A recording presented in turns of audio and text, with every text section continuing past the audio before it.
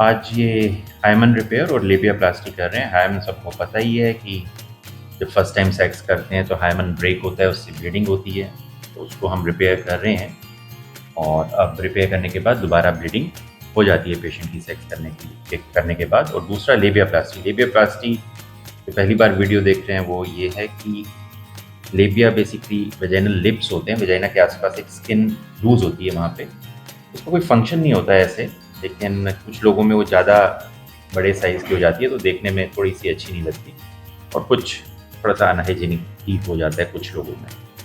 उनको ट्रिम किया जाता है, पूरी तरह नहीं निकाला जाता, और ट्रिम करके उनको छोड़ दिया जाता है, क्योंकि पूरी तरह अगर आप निकालते हैं, अगर आप कहीं किसी डॉक्टर के पास जाएँ और आपको भी ना पता हो, डॉक्टर को भी ना पता हो, तो ज़्यादा निकल जाता है। तो जब आप दूर करेंगे आपस से, तो अंदर से पिंक कलर की आपको वेजाइनल ओपनिंग दिखाई देगी जो देखने में अच्छी नहीं लगती ऐसे। तो ये उसको थोड़ा कवर करके रखती है तो ठीक लगती है, तो थोड़ा सा ट्रिम करना चाहिए, और ये नहीं कि आप पूरा ही उसको एम्पुटेट कर दो। एम्पुटेट मतलब बिल्कुल जड़ से निकाल दो। अब हाइमन रिपेयर की पिछले 1 वीक में 3 पेशेंट मेरे पास आए जिनका हमने रिपेयर किया था, और उनकी अभी शादी थी, और उनको एक ये चिंता रहती है हमेशा कि क्या ब्लीडिंग होगी कि नहीं होगी, और वो दिखाने के लिए आती है कि मेरा हाइमन ठीक है कि नहीं।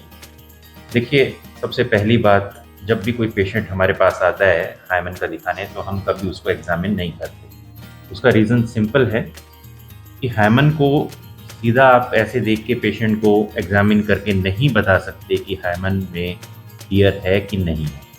जो ये बता रहा है वो गलत है। उसका शोर से नहीं है कि पेशेंट खुद बताएगा कि हाँ उन्होंने सेक्स किया था और ब्लीडिंग हुई थी, वही हाइमन टियर का साइन है।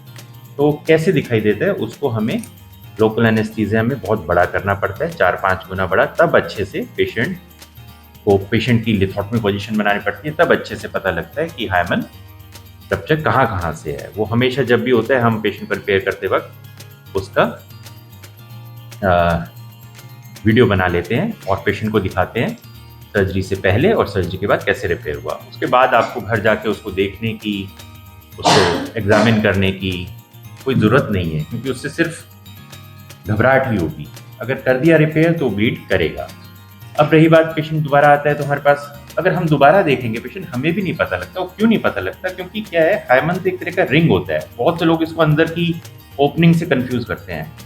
हम ओपनिंग को छोटा बड़ा नहीं कर रहे हैं हाइमन रिपेयर में। हम हाइमन रिपेयर में सिर्फ जो रेंट है, जहाँ से कट लग गया है, उसको रिपेयर कर रहे हैं। तो मान लो ऐसे कट लगा हुआ है, हाइमन आगे पीछे है, एक एंड आगे एक एंड पीछे है, तो आपको कैसे पता लगेगा अब बिना उसको फुलाए या उसको कि कहाँ पे हाइमन में कहाँ रेंट है?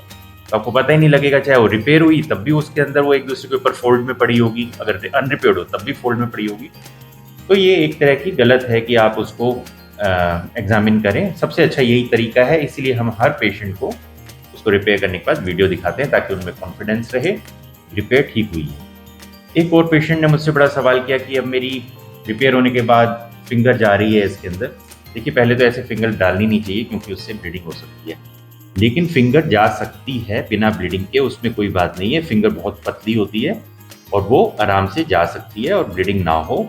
तो इस तरह की जो बातें ये इंटरनेट पे होती है कि ऐसे फिंगर जा रही है तो हाइमन रिप्चर है, और इस तरह की बातें बहुत होती है, या बिल्कुल भी जगह नहीं होनी चाहिए। जगह ज़रूर होनी चाहिए हाइमन के बीच में, क्योंकि नहीं तो अंदर ही अंदर, एक तो सबसे पहली बात, मेंस्ट्रुअल साइकिल का ब्लड कैसे बाहर निकलेगा। दूसरी बात, अंदर जो सिक्रीशंस है वो कैसे बाहर निकलेगी। अगर अंदर सिक्रीशंस बाहर नहीं निकलेगी तो अंदर इन्फेक्शन हो जाएगा, ठीक है ना। तो उसमें गैप होता है हाइमन के बीच में, एक जगह होती है जहाँ से वो निकलता है, उसको नहीं बंद करना चाहिए। बहुत से लोग ये समझते हैं, बहुत सी कॉमन लड़कियाँ ये समझती है कि वो बिल्कुल बंद होना चाहिए, बहुत टाइट होना चाहिए। नहीं, उससे अगर आप कोई ऐसे रिपेयर करता है, हमने केस भी दिखाया है, अगर कोई ऐसे रिपेयर करता है तो पेशेंट को चलने में ही तकलीफ होती है, ब्लीडिंग होती रहती है, दर्द होता रहता है 15-15 दिन तक, और वो ऑफ कोर्स रिपेयर तो खराब हो ही जाती है। तो ये आज का वीडियो इस बारे में था। तो जो भी पेशेंट ये कराए, हमने वीडियो दिखा दिया, उसके बाद निश्चिंत हो जाए, आराम से ब्लीडिंग हो जाएगी। कोई चिंता करने की और घबराने की इसमें ज़रूरत नहीं। Thank you.